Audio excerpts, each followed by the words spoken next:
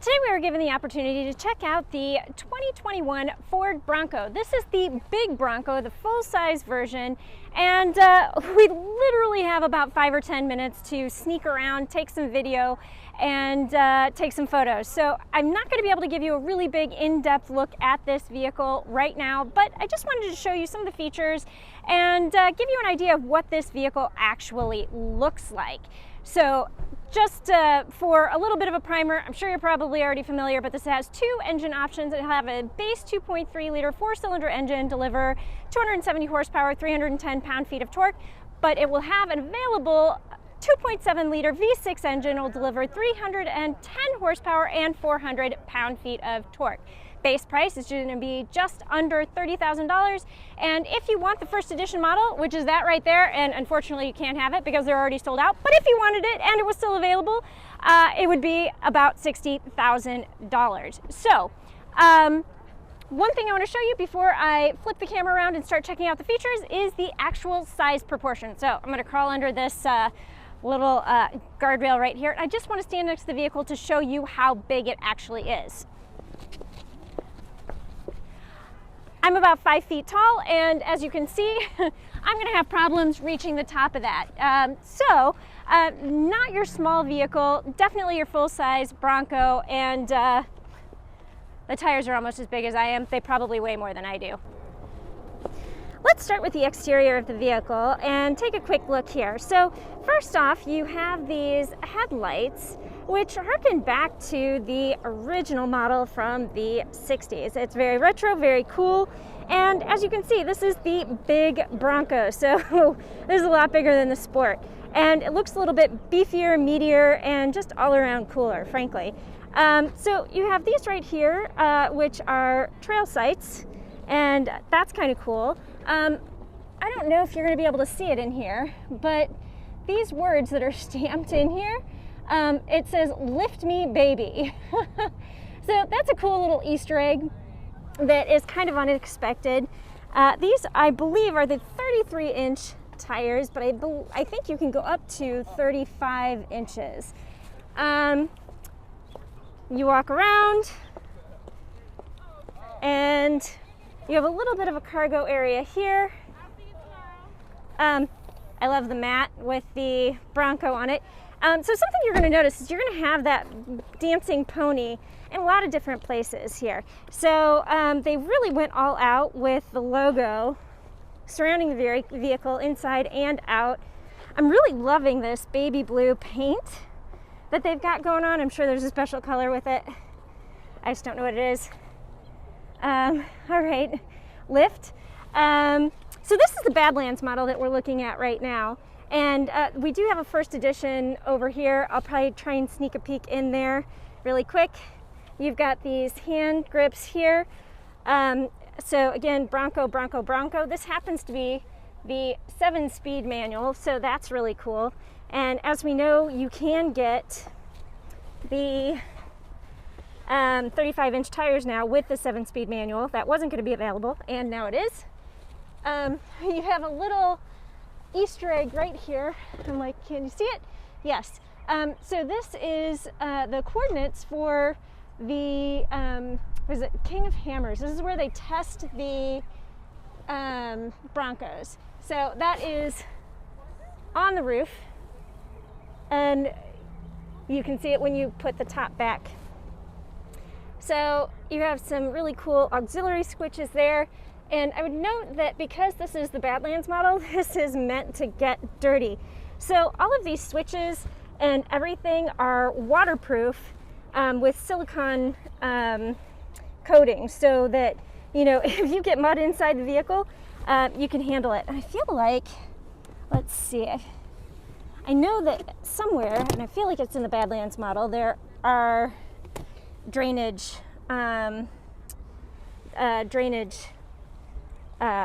holes, but I don't see them right there. Maybe they're in the back. We'll check that out in a second. So you've got wireless charging. You've got this cool badge here that says, you know, where it was designed and engineered. Hey, Dearborn, Michigan. You've got your GOAT modes over here, and that, you know, obviously goes over all terrain.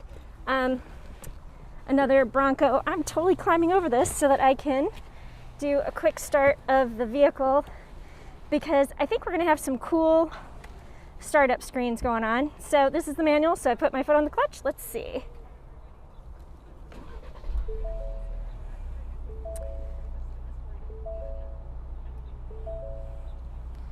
Passenger door is ajar, so that might be part of the problem. So you do have the little startup screen here. Not quite as cool as the Bronco Sport, but it does also have a closing screen. Let's see if we can hit the. Let's see, we'll go okay. Let's look through the goat modes.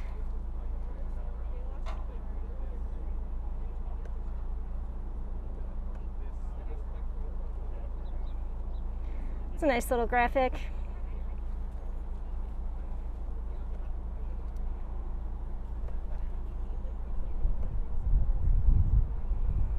Okay, these are kind of cool.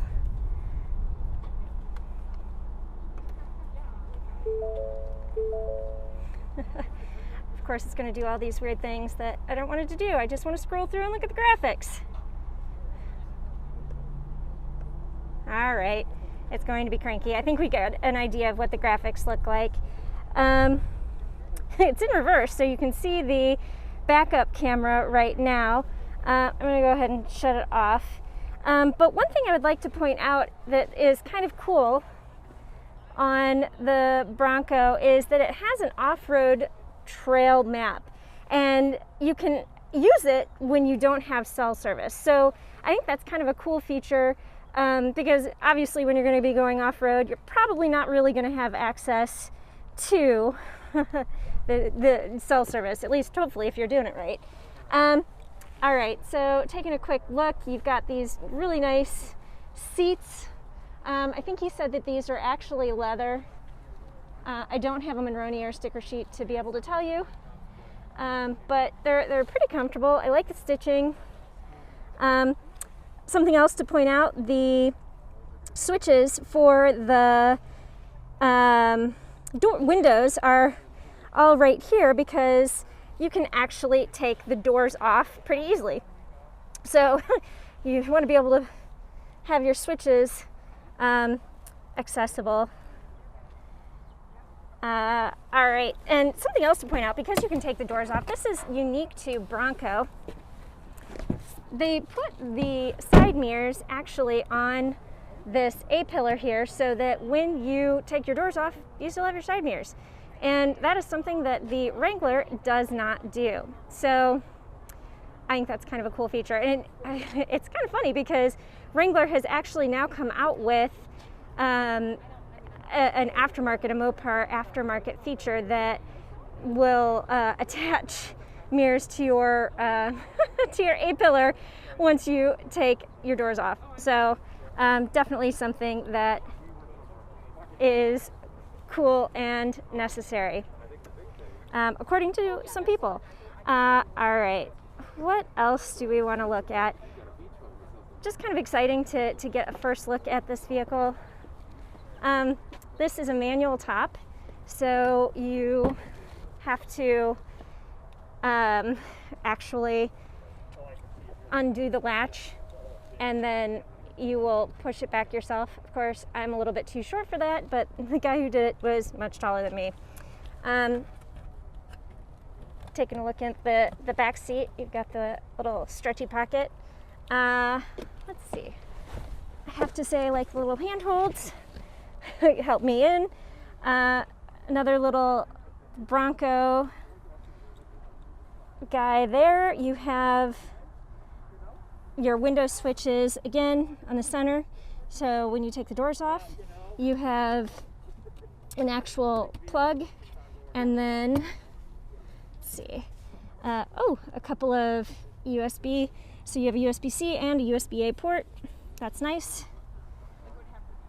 Let's see, let's look under here. So there's carpeting under there. I know that one of the models actually has a drainage plug, so that when you fill it with mud, you can actually drain it.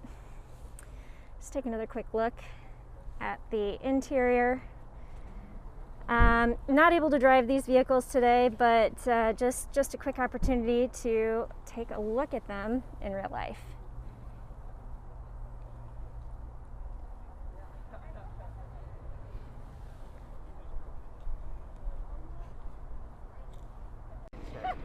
They did lift the hood, and we have the opportunity to look at the engine underneath the Badlands model. And I'm going to point out that I'm not going to be able to reach the dipstick.